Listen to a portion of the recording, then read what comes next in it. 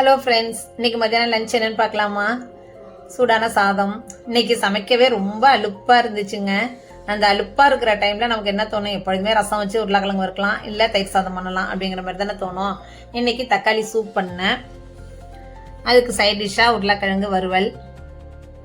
இன்னொன்று, பழையது நிறைய மிச்சமாயிடுச்சு. என்ன பண்ணுறதுன்னு தெரியல. நிறைய காக்கா குருவிக்கு வச்சது போகவும் மிச்சம் இருந்துச்சு.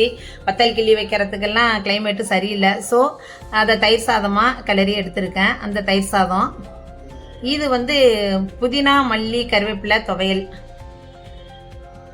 உப்பில் போட்ட மாங்காய்.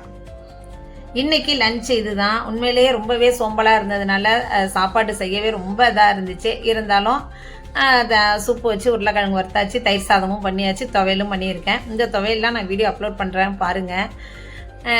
எங்கள் வீட்டில் இந்த லஞ்சு எங்களுக்கு பிடிச்சிருந்துச்சு. உங்கள் வீட்டில் என்ன லஞ்சுங்கிறத கமெண்ட் பண்ணுங்கள். மறக்காமல் சாந்திஸ் அண்ட் ரிலாக்ஸை சப்ஸ்கிரைப் பண்ணுங்கள்.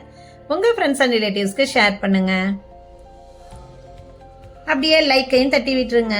தேங்க்யூ.